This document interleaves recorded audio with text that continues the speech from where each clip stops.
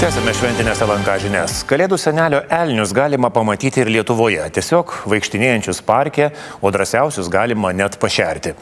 Perlinių Danielių parke įsikūrusi net viena iš Kalėdų senelio rezidencijų, rodo Ieva Diraitė. Kas geriau? Kas geriausias? Šitas!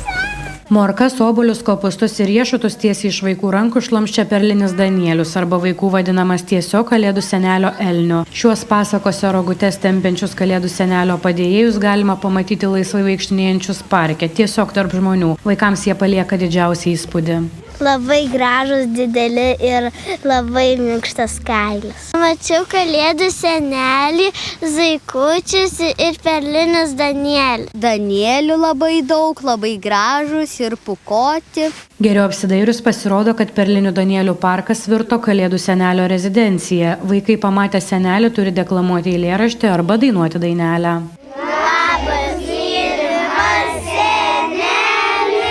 Čia senelis ruošiasi kalėdoms, ruošia ir savo padėjėjus tempiančius roges. Vaikų pas mane atvažiuoja labai daug, o Danieliai ramus ir geri. Ir laukiam jų visų vaikų. Visgi didžiausias darbas atitenka elfams. Iš pradžių parke besilankantiems vaikams paseka pasakas. Iš vilnonių siūlų krepšio surinko gražiausius siūlus ir ėmėsi darbą. Jo letinasi, verbalai klaksėjo klik, klak. Kai kurios jų tokios mėgstamos, kad netenka kartoti. Pasako ateina pasiklausyti ir Danieliai. Atrodo kaip pasaka, kai tu skaitai pasaką, o jie prie langų kiša savo nasytės ir bando kartu pasiklausyti. O vėliau elfai keliauja prie dovanų pakavimo. Čia jiems padeda paskutinės morkas sugraužę laisvai lakstantys zuikiai. Darbo turi ir Snieguolė. Triušiai ir Danieliai laukia skanėstų.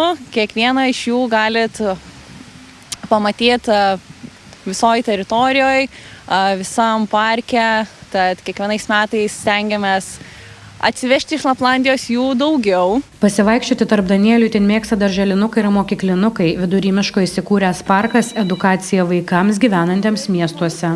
Reikia ir papasakot, bet yra tokių vaikučių, kurie patys domėjosi ir kaip pašerti, va šiandien viena mergaitė, kaip ten šerti tos Danielius, kad aiškinomės, kad nereikia bėgti, nes ir Danieliai bėga kartu su mumis.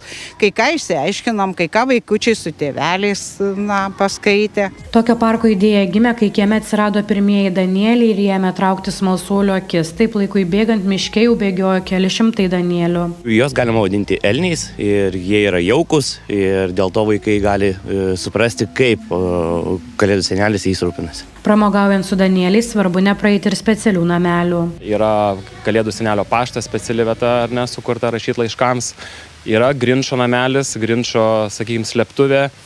Yra sausainių namelis, Kalėdų senelio namelis ypatingas. Aplankius prakartėlę einant pas senelį reikia būti atsargiems, nes čia pat įsikūręs ir Grinčas. Niekas niekada nežino, kada jis pasirodys. Grinčas išdaigas krečia paslapčiomis. Ieva Diraitė, Alius Koroliovas, Kaišiadorių rajonas.